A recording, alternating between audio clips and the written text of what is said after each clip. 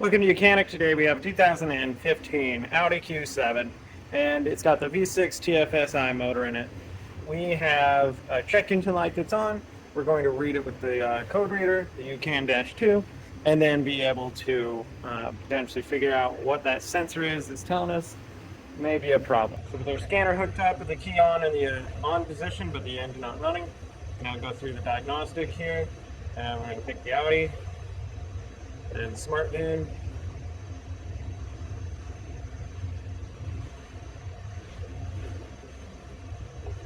And then select model there, diagnostic, quick scan. You can scan every module in the car, but we're going to do control units, engine control system.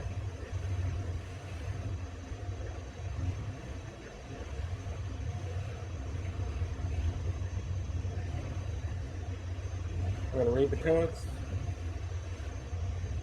Alright, so here's our codes. We've got a couple here. But the main new one we're looking at is this 04386.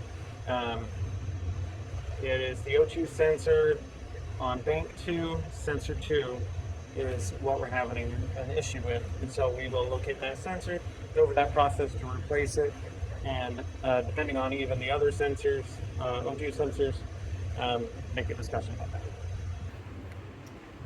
All right, so this Audi has the V6, so we have two banks, and that means that we have four different O2 sensors on this vehicle. We got bank 1 over here, or bank A, bank 2, or bank B on the right side as we're looking at the engine. So our sensor code, the reading that we had, was for bank 2, sensor 2, so that would be the downstream sensor. If it says sensor 1 or A, that's upstream sensor. And that would be on both sides, it's just telling you which bank is potential you need to replace. So with this model, we've got our two sensors on this side, two sensors on that side, and all the wires run back through the back and they end up over here. So to be able to undo those wires, we've got some zip ties that we need to snip to gain access to open up the wires, and then remove a few components here to give us easier access to the electrical connection and lines right here. So we have just two clips that hold this air box together, and then there is a 7mm right here for this clamp, and then there is this air hose back here that you want to undo, which is part of the vacuum line. And this has to do with some of the radiator stuff. So right down in here is a little clamp that we need to unsqueeze or squeeze to be able to get relief. Once we do that, you can basically be able to pop this stuff. All right, so we got that vacuum hose and hood. Now set this aside. Put that side out of the way. Then we know that our wire comes back through here and over to here on these. So you'll see over here, on this side over here, we've got two that are electrical connectors that are color black, and then these two that are kind of a dirty red. These two are for bank 2, and these are for bank 1. So that's just how we know which ones we're looking at. So we're looking at one on this side, and so if we follow the wire, potentially it's going over there. This one happens to be for bank 2. Sensor 2. So we would just unclip this connector by pressing the clip and then being able to pull that connection undone. And then being able to slide this up out of that groove, and vice versa. You'd be doing that for any of these sensors. So there was a zip tie here, so you would cut that, and now being able to follow, now we need to follow our electric line back. There's another zip tie right here that we're going to need to cut to be able to get this electric line undone. There will be one more over there too. So you just note when you put it all back together, you're going to need to be putting some more zip ties back.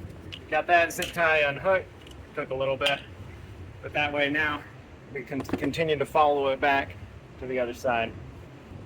All right, so we got one more zip tie right down in here that we need to also clip to be able to get this undone and out of here. All right, Okay, so that zip tie is cut. So now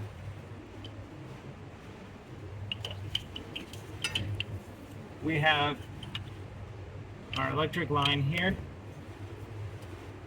that goes to that oxygen sensor down in there. So we have oxygen sensor 2 on bank 2 is at the bottom there, and oxygen sensor 1 in bank 2 is right up top here. So to get the top one, we'd cut another zip tie and be able to follow that back also. So that back one down there, we need to get our wrench or socket on it to be able to get that undone. And they've got so we got some specialty sockets, or if you can get a 22 on there, depending on what space you have, that's what you use to get that undone. All right, so we've got our specialty oxygen sensor socket. This is one type. This is another type. We're going to get this down on there and hopefully be able to get this to come undone. Oxygen sensors are notorious for not wanting to come undone very well.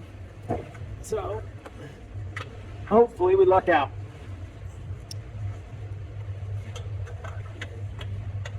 Got that on there. I'm going to do some different positioning, be able to get that to come undone. When we get it undone, we'll be back. All right, the right leverage, we were able to get that to come loose. And now being able to just spin that out.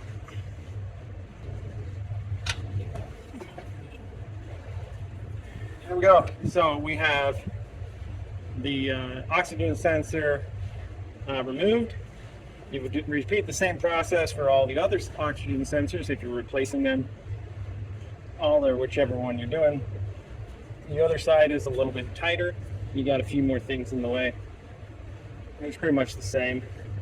Be the same process. All right.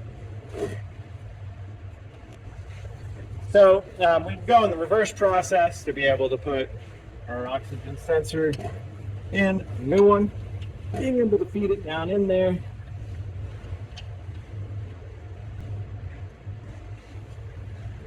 Okay, now just need to tighten that up a little bit and then be able to run the wire back over and plug it in.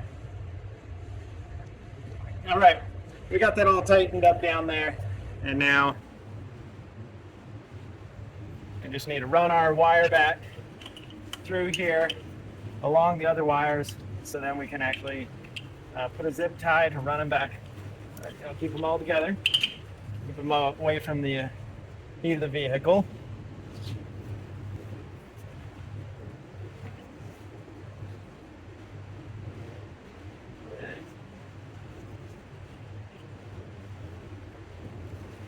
All right, so we're back over here. We ran that wire next to all the other wires and be able to install it in the little clamp here, hook it together, and then go back and finish up by cinching up some new zip ties in there to hold everything in place where it should, so that it stays out of away from all the heat areas. And then you'll be able to put your air intake system all back on. And once you do all that, you come back with your scanner and be able to clear the codes out. All right, so we have our Audi Q7 scanner hooked up, the UCAN-2, and we're going to go ahead and clear those codes because we didn't replace that sensor. And so key on with the engine out running, follow the prompts, and clear the codes out.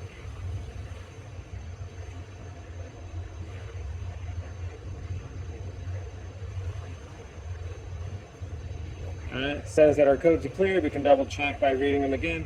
We still have that one that will never go away because we haven't addressed that issue. But that's how you would be able to you check, use the code reader, check for the codes, and found that maybe one of your O2 sensors was not functioning properly. And so you go through that process to replace it, whether it's sensor 1 or 2 in bank 1 or 1 and 2 in bank 2.